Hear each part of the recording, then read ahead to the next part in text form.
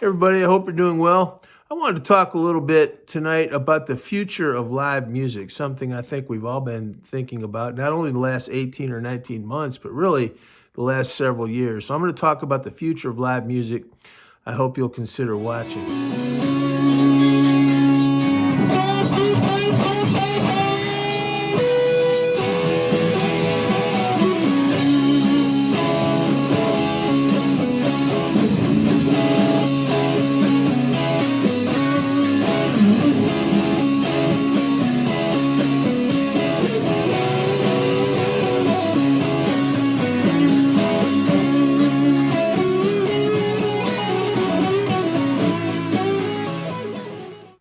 I wanted to talk a little bit about the future of live music tonight and say a little bit about it. It's such an important subject.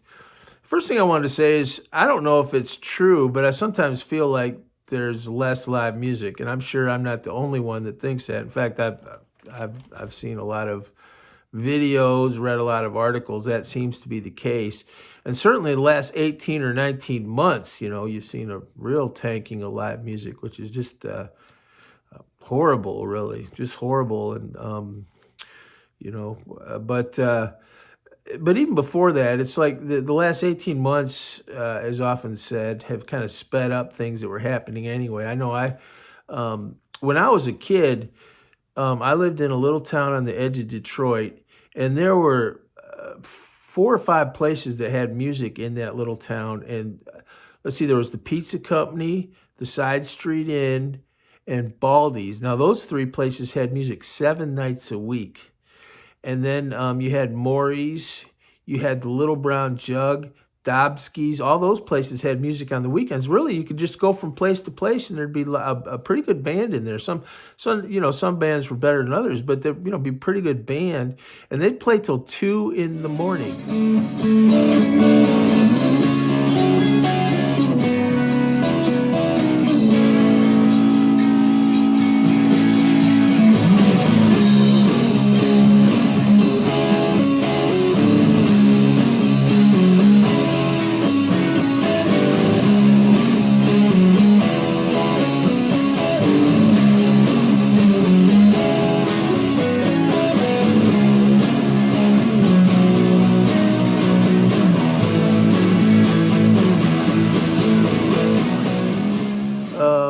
And the other thing that happened at that time that I feel like I don't see as much anymore is dancing. Um, I don't know. Maybe it's my imagination, and I'm old enough. I don't get out to some of the places, but I don't see dancing. I mean, all those places people would dance. There was a dance floor, and bands would cater to a dancing crowd, but it wasn't like a dance per se. On the other hand, there was a dance floor, and people would get up there and dance, and the band was expected to play music that people could dance to, and sometimes you'd just be playing, and couples would get up there and dance, even if you weren't really promoting dancing. But I don't see dancing anymore. And if you think about it, that's kind of it's kind of hard to have rock and roll without dancing because a lot of I say that as someone who definitely can't dance. I think I danced at a few seventh grade dances and maybe tried it a time or two, but I'm not a dancer. But I have been playing in bands where people would dance. And that was always great when the dance floor would fill up.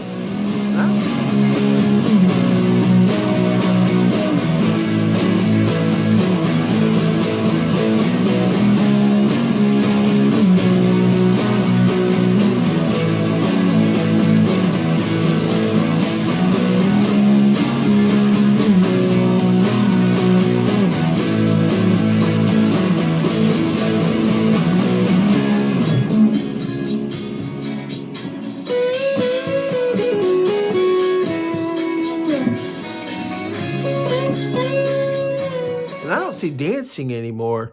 And those things are important. Now, I guess you could say, well, the important thing is the music. So you shouldn't need a bar.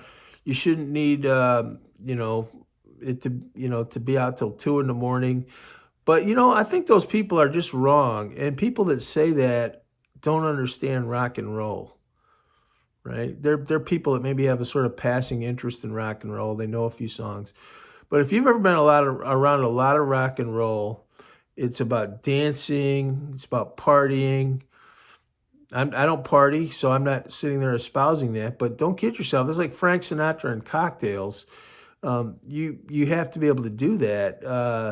And that doesn't mean, oh, you're detracting. It's about the music. It's not about cocktails.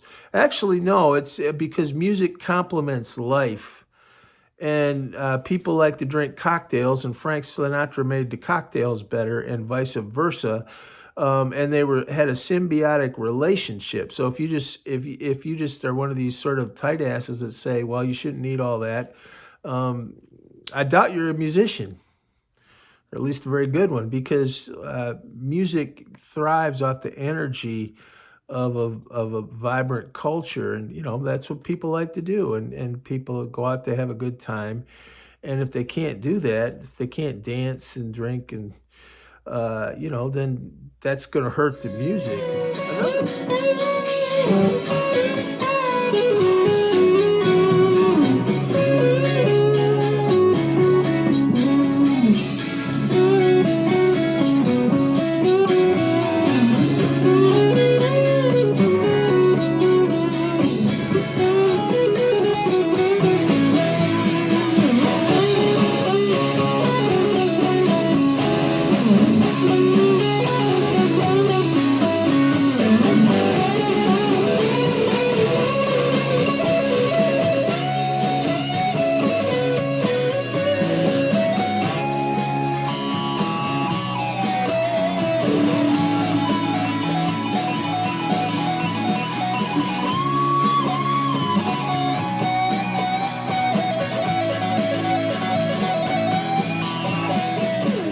Another thing, actually, that kind of is related to that, and I feel a little funny saying this because people are going to think I'm sitting here advocating smoking, but I know I've been playing quite a while. I played on it a lot, for quite a while in my life. I'd play almost every weekend, and they were increasingly smaller places and more depressing, but like little restaurants and things.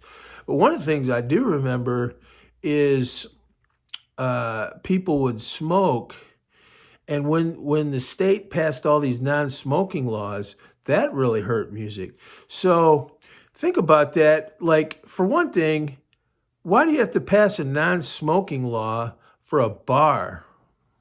For goodness sakes. I mean, if somebody's that worried about secondhand smoke, oh, I need a fainting couch. I might hit a whiff of a cigarette, from 30 yards away. Well, then don't go to that bar, because when I grew up, bars were full of smoke, and people like to go out to those bars to smoke and drink. Now, if that offends you, then don't go there. But a lot of those places had rock and roll, and it was part of that scene, right?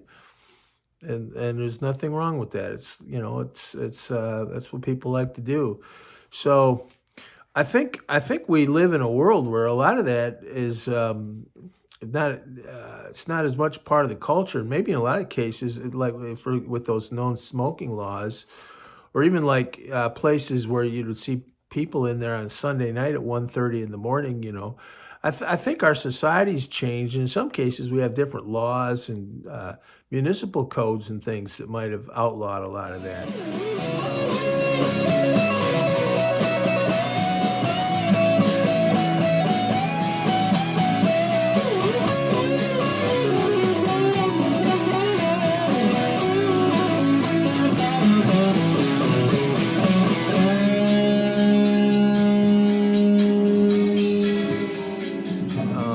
So if you think about it, that's a big difference. So people don't feel like they can go out and party or whatever.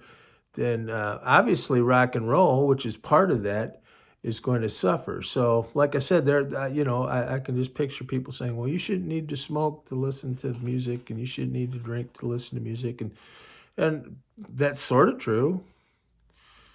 You shouldn't need to wear a tuxedo and an evening gown to go hear. A Beethoven piano concerto either, but putting on your nice clothes and going to hear classical music is part of classical music. You know, I mean, you shouldn't. I guess you shouldn't need. nice silverware and forks when you eat dinner. You could just eat with your fingers, you know? I mean, music is part of an overall setting that makes life more pleasurable, enjoyable, and worth living. And sometimes some of those things, even things you might not approve of, are part of that scene. And people work hard all week and they want to go out and enjoy some music, but also part of that is, maybe staying out too late, drinking, smoking, and things like that. And if they can't do it, then obviously the music's going to suffer. Just the bottom line. That's just the reality of it. So,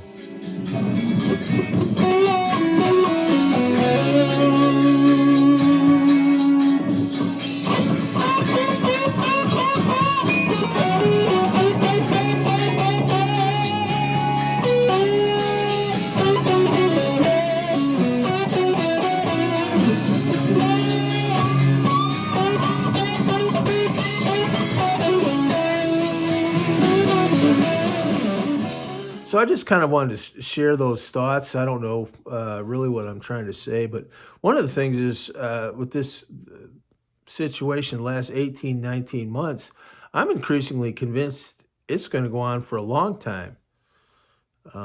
Last couple weeks, I've started to realize this isn't going to be over.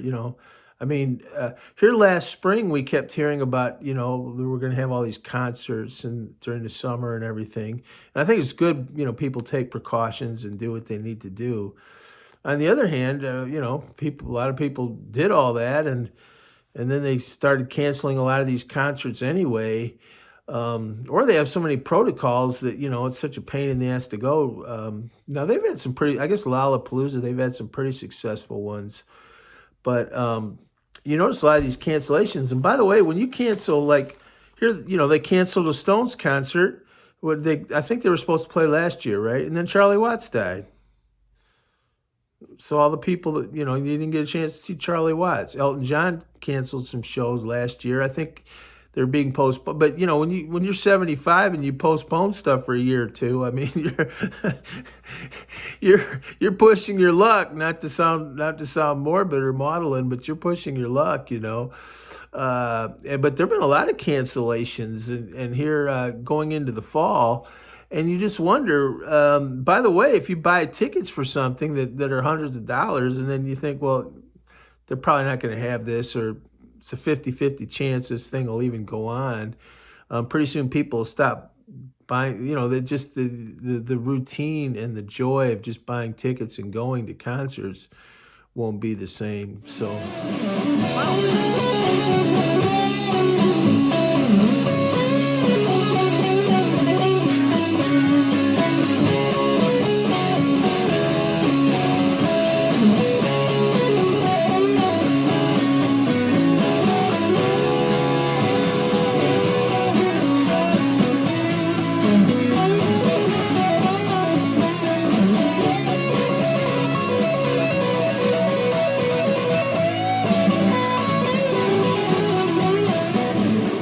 final thing I wanted to say is I don't think young people learn music the same way. I hope I'm wrong, and I'm not a young person, as you might have noticed, but I feel like for a variety of reasons, young people don't play music, and that's kind of discouraging. I know there's certainly a lot of exceptions to that, so don't. But I do think that young people don't play music. I think school is way more regimented now. I did homework some in school, but I don't remember it being this ominous thing, where I was so scared to death I might get a B plus on some, you know, anthropology test. The other thing is we have so many copyright laws now and so much music that takes place on the internet. And on the internet, you can't play other people's music very easily. So you can't really transmit all these great songs to a new generation. When Greg Allman and Clapton and all those people did like old Muddy Waters songs, Elmore James songs, T-Bone Walker songs, Big Bill Broonzy. I mean, all those songs from the 40s and 50s, maybe 30s and 20s even, but they kind of did them, in the 60s and 70s with blues rock approach. They updated them They weren't exploiting anything or ripping anybody off like you sometimes hear. They were updating that music and bringing it fresh to a new people. And by the way, that benefited the living artist. Muddy Waters, the last part of his life was probably pretty damn good. He probably went to some pretty good parties, was around prettier women, had a better time. Um, Now, if there was some Muddy Waters estate wanting to sue everybody every time they played the opening lines of Trouble No More for 2 minutes, and then Muddy Waters, we wouldn't probably be talking about him the same way. But I think young people, for a lot of reasons, they're not. It's harder for them to develop. I say that because I see young people on YouTube that are just amazing guitarists. So I'm not trying to cast a overly broad blanket, but I think it might be true that when I was a kid, the guitar was a more common instrument. Not everybody played like Clapton or Jimmy Page, but I mean, you saw guitars all over college campuses, and people, and at that time, like you had groups like Pure Prairie League, Nitty Gritty Dirt Band. This even be before the Eagles. They were very popular with young people, and it wasn't really just country audiences. I mean, it was popular like with college kids, and I do think the guitar, that's an old record now. You watch, Rick Beato talks about that. It's not in a lot of the main songs, new songs on Spotify. Although, according to Rick Beato, it's coming back a little bit, which I think is great. But I think if young people, in a lot of cases, they might not even be able to play the guitar in a way because they can't. I mean, they can play the guitar, but they're almost not allowed to in a lot of cases. They can't play anybody else's songs. And if you think about it, if you can't play anybody else's songs, how can you really learn to write your own songs? And you also can't transmit the great songs of your parents' and grandparents' generation to your generation, which is what Clapton and all those people did. They took the great songs they appreciated and transmitted them to a new generation. And that was so important for music and live music.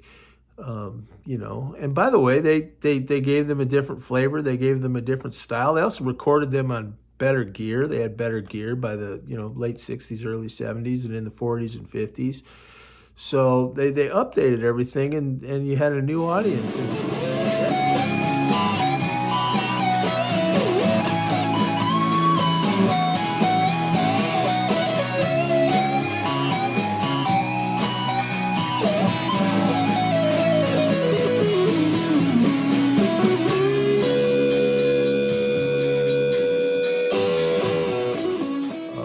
Woodstock would never happen today. Can you imagine Woodstock if people just tried to have so a bunch of kids tried to organize a 500,000 people concert in some big farmer's field out in the cow pasture? And can you imagine what they would do with that today?